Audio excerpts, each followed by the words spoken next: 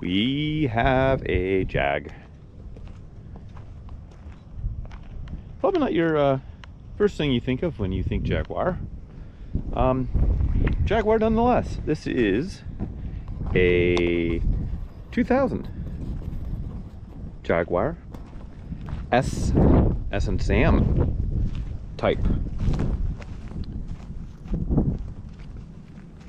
Famously built under the era of Ford-owned Jaguars.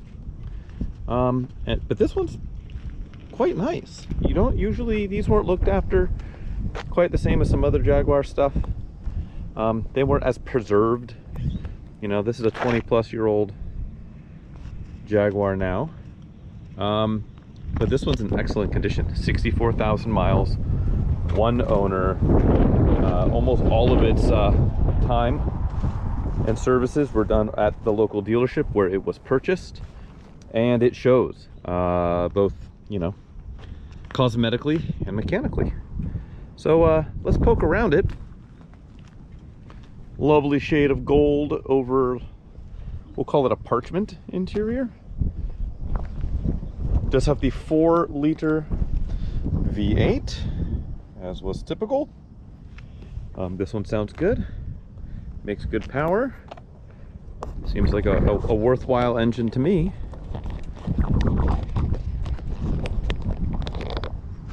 Let's take a peek.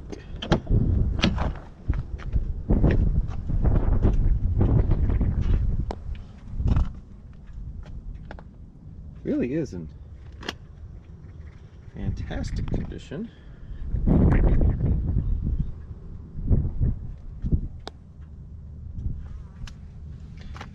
And possibly most importantly, every single thing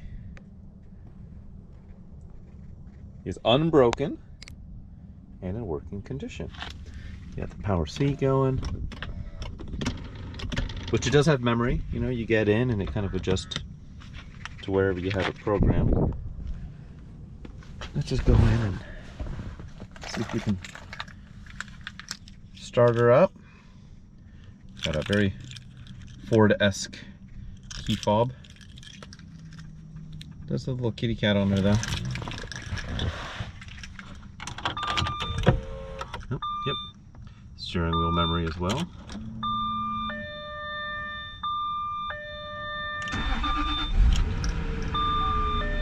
Your 2022 college. Stereo works.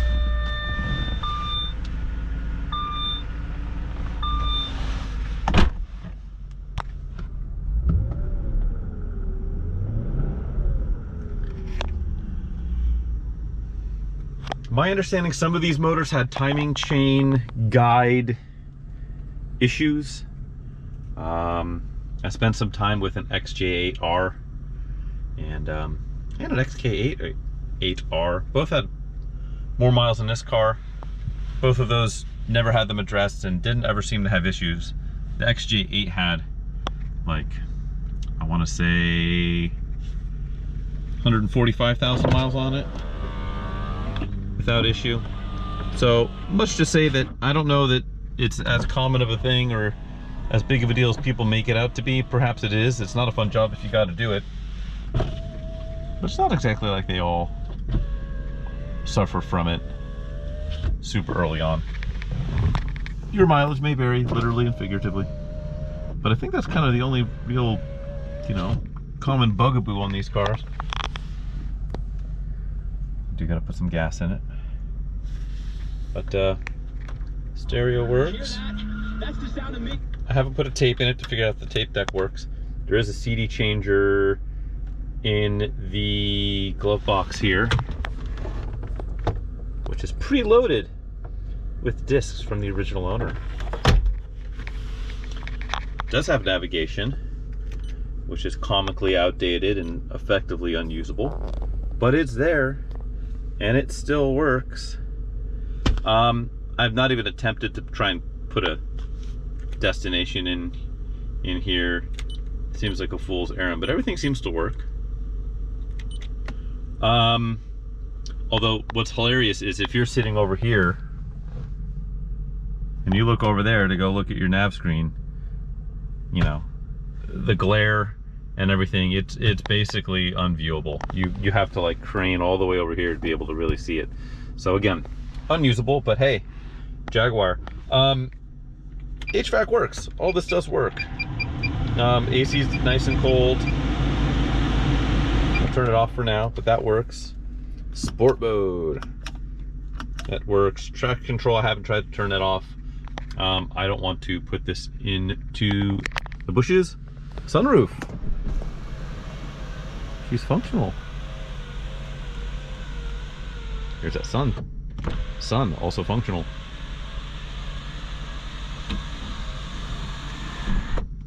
Got the tilt function. As I said, pretty much seemingly every single thing works on this car. We'll hit the hood release, the trunk release, fuel door, power locks. They work.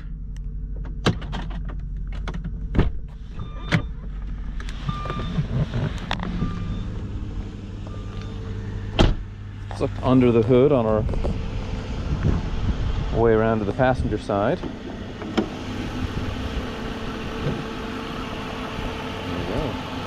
The Jaguar, or Ford, or both.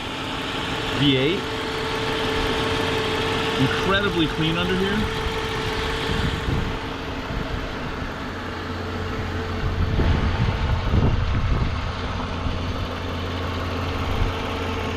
Really is a pretty exceptional car.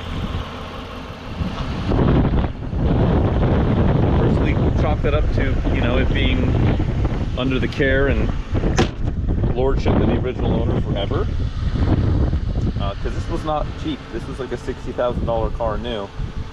When you buy it, when you spend $60,000 on something, you keep it 20 years, you look after it. It's not like it's the fourth owner. Little scratch scuff on the lens there. Not, you know, smaller than my thumbnail, so not exactly a big deal. But otherwise, nary a scratch or ding on this car. Little scuff here on the mirror.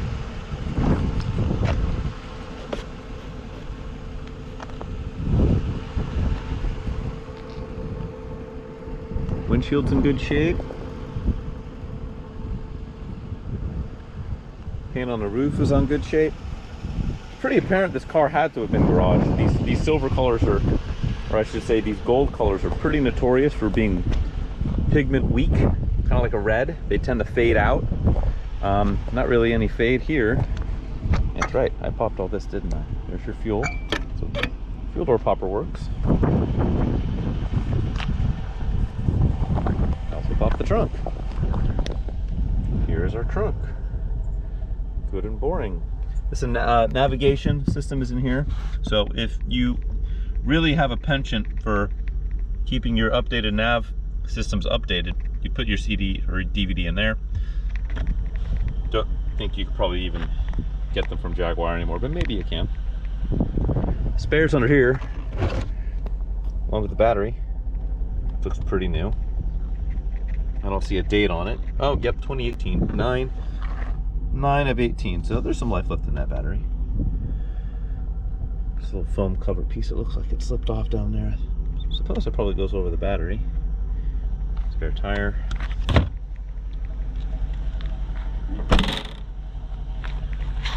Full European here in nearby Walnut Creek, California. That's where this was bought new. I have some of the original sales literature. We've got the other paperwork in the glove box. I thumbed through it, but there's a lot of personal information for the original owner, phone numbers, addresses, names, and so we're gonna skip that. It's hard for me to redact that information out. That is sitting on top of the clear coat. That'll probably polish away, whatever that is. But yeah, even the back bumper, you know, a couple of little nicks, but really almost nothing.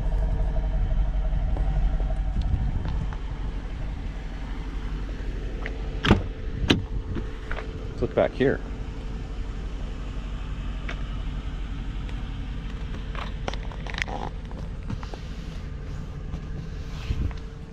Took this car home overnight so I can do this morning.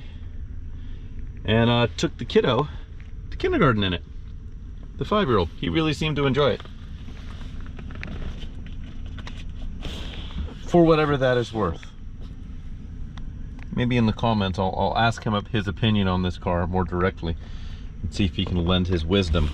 I'll drop it in the comments below. That might be kind of fun. Child reviews. React. That's pretty much it. Nothing too crazy here.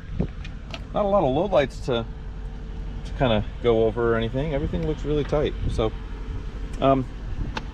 let's go drive it pseudo aggressively down a road, see how it does, and yeah,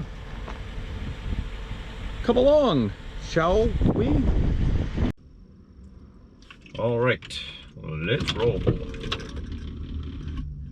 memory functions, check.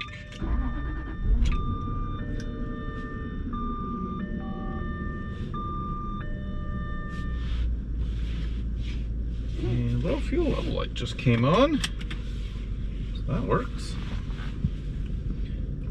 Sport mode, I suppose.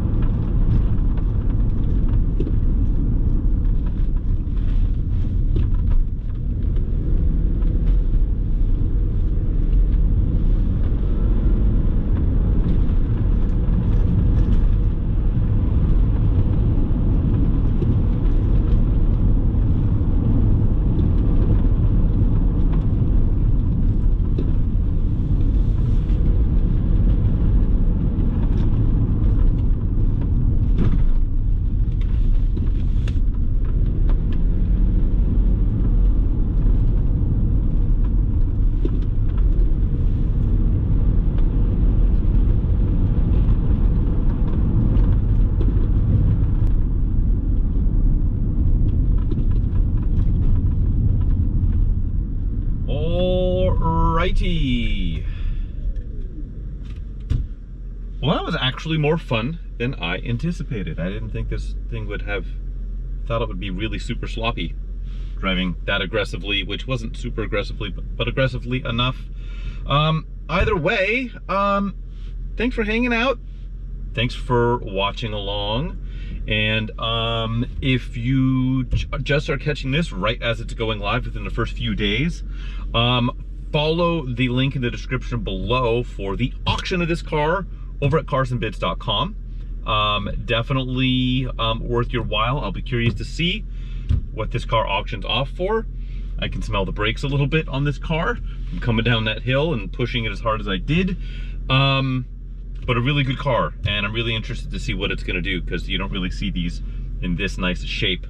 Yeah, so check that out if you missed it, if it's beyond after the 7 days that the auction ends, but you don't want to miss the next one. You kind of want to see all this stuff go live.